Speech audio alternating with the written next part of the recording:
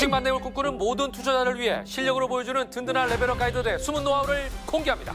클래스가 다른 고품격 레벨업 주식 토크 만렙 박주식. 오늘의 주제부터 확인하시죠.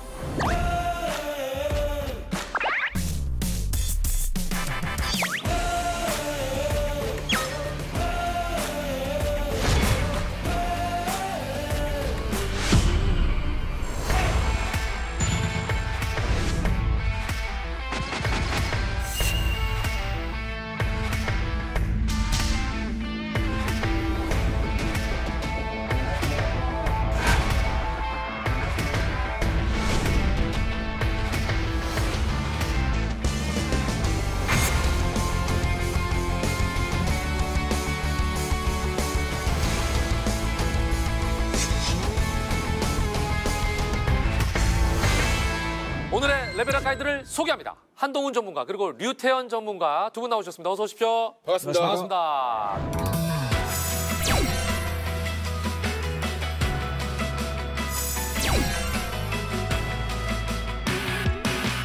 만렙 박주식의 이번 시즌 5에 새롭게 두 분께서 합류하셨습니다. 첫 시간이니만큼 각오 한마디씩 저희가 듣겠습니다. 먼저 한동훈 전문가님. 저희가 이제 한 경력이 꽤 돼요. 그러니까 30년 정도 연구했던 부분이 상당히 많은데요.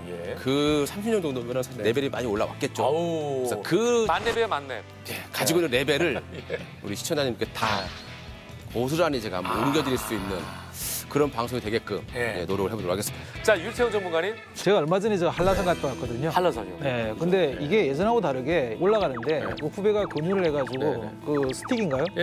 그걸 가지고 올라갔는데 그게 없었으면 제가 아마 못 올라갔을 것 같아요. 진짜요? 네. 이제 젊은 분들은 좀 나름대로 좀 미래가 고민되고 은퇴하신 분들은 노후가 고민되실 거 아니에요. 그분들한테 이 스틱 같은 그런 방송 한번. 스틱 같은 방송이 되고 싶다. 두 전문가의 경력만 합쳐도 반백년. 어마어마한 그 공력들을 많이 쏟아주시길 부탁드리겠습니다. 투자자들의 머리와 가슴에 뜨거운 불을 지핀 핫이슈를 꼼꼼하게 분석하고 투자의 가이드를 세워보는 만렙 핫이슈 시간입니다. 첫 번째 이슈는 2023년 10월 3일자 경제신문에 실린 기사 내용으로 확인해 보시죠. 제목이 이렇습니다. 너무 올랐나? 로봇주 줄줄이 하락. 하반기 주도주로 주목을 받으며 급등세를 타던 로봇주의 주가가 약세를 보이고 있다라는 기사 내용인데요. 로봇주가 대표적인 성장 섹터인 만큼 단기적 변동성이 높아 투자에 대한 피로감이 커진 것도 조정을 이끈 요인이라는 시장 분석이 눈에 띕니다. 주도주가 되기에는 로봇주의 역량이 아직 좀 부족한 건지 아니면 왜 이런 현상이 일어난 건지 여기에 대한 전체적인 판단을 좀 우리가 해봐야 될 것 같은데 한 전문가님 어떻게 생각하세요? 저는 일단 산업 사이클을 굉장히 중요하게 생각합니다.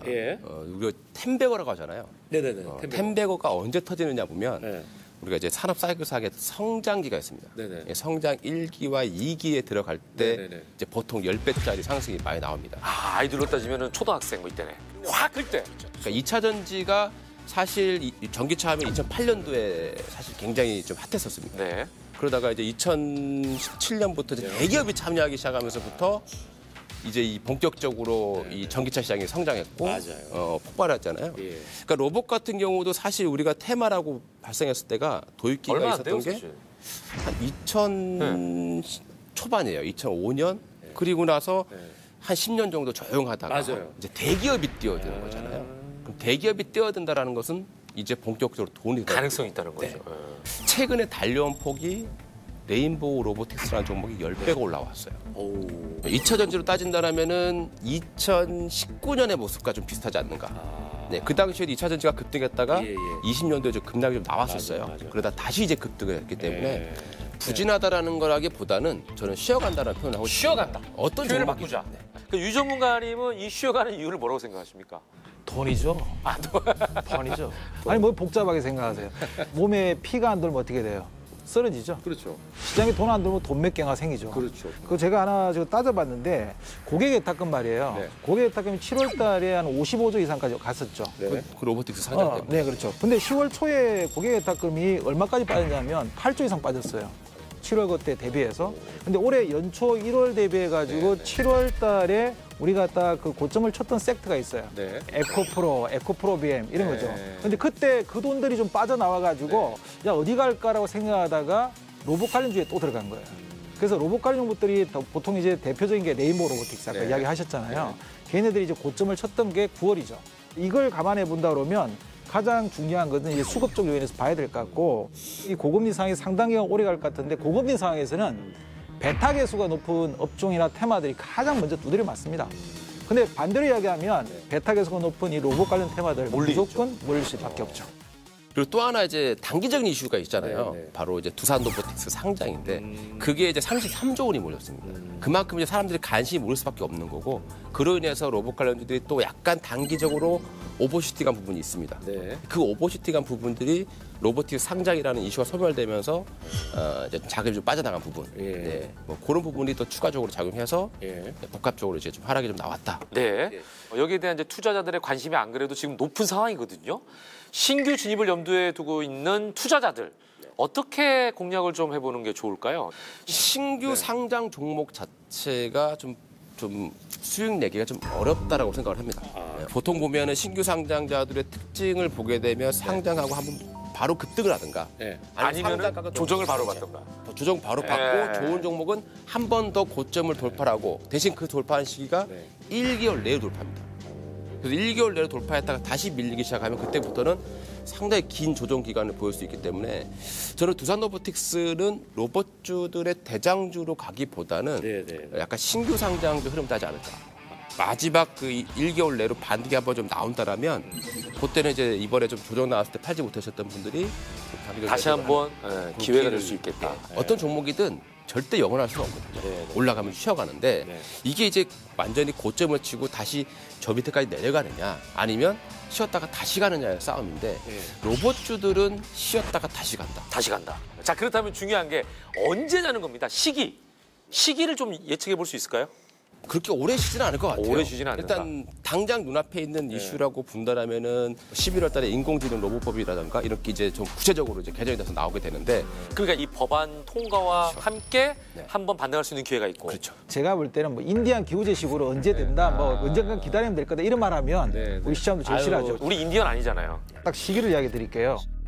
연말하고 연초, 연말하고 연초 정도에 부터는 투자 포인트가 올 거라고 저는 생각을 좀 하고 비슷한 있고요. 시기네요. 우리가 연말이 되면 보통 이제 펀드들이 이제 그 북클로징을 하지 않습니까? 그럼 베타 계수가 높은 어떤 섹터 쪽은 반드시 담아야 돼요. 성장주 스토리를 엮어가기 때문에 그렇게 따진다면 내년도에 우리가 생각할 때 로봇 섹터 같은 경우는 반드시 담아야 될 펀드에서 담아야 될 그런 섹터라고 본다 그러면 연말 연초 정도가 좋은 시기라고 좀 보여지고요. 여기다 한 가지 제가 생각하는 게 뭐냐면 미국의 정치적인 불확실성이 있잖아요. 다시 한 번 더 또 포스트 트럼프 시대가 열릴 거다라는 어떤 지지율이 높다는 게 나오고 있습니다. 트럼프가 지금 러스트벨트라든 이런 쪽에 그 캐스팅 모드를 쥐고 있기 때문에 그쪽에 표를 얻어야 되잖아요. 조 바이든 대통령의 모든 부분들을 지우려고 하잖아요. 그러니까 뭐 보조금 들어가는 것도 지우려고 그러고 뭐 IRA 자체를 아예 지우려고 그러고 뭐 이런 상황이다 보니까 전기차라든지 이런 쪽은 그 부분 자체가 현실화된다면 타격을 볼 수밖에 없죠. 그러면 불확실해 펀드들은 투자 안 할 거라고 생각되고 그러면 그 더 대안으로 생각할 수 있는 게 그 성장 테마를 끌 수 있는 가장 넘버이 뭘까? 뭐 한 1, 2년 정도는 협동 로봇일 수밖에 없어요. 저는 이걸 어떻게 생각하냐면 미국 같은 경우 지금 전부 다 공장을 세계에 있는 공장들을 다 미국에 지으려고 하잖아요. 그럼 그 공장들이 뭡니까? 전부 다 대부분이 자동화예요. 그렇죠. 로봇이 또 필수네. 그렇죠. 전 세계에서 인구 1만 명당 로봇 밀도가 있어요. 그 밀도가 우리나라가 1위입니다. 우리나라가요? 이유를 보면은 이 산업용 로봇이 특히 많이 들어가는데 그 비중에서 40% 정도가 반도체예요. 그다음에 2차 전지, 그다음에 자동차, 디스플레이잖아요. 우리나라가 그 부분이 강세니까. 상당히 강점을 갖고 있기 때문에 한국이 로봇 밀도는 1등이다. 이렇게 보시면 됩니다. 야, 다 연결이 돼 있네요. 그러니까 로봇은 뺄래야 뺄 수 없는 테마. 아까 유 전문가님의 표현에 의하면 반드시 연말에는 잡아야 되는, 집어넣어야 되는. 만약에 쇼핑백이 있다라고 하면 거기에 꼭 넣어야 되는 어떤 종목 중에 하나다. 와이프분들이 좋아하시는 거 있잖아요. 뭐 백을 꼭 넣어야 되든지 꼭 넣어야 돼. 그러면 로봇주가 명품백입니까? 나중에 명품백을 사다 줄 수도 있죠. H 땡땡땡 뭐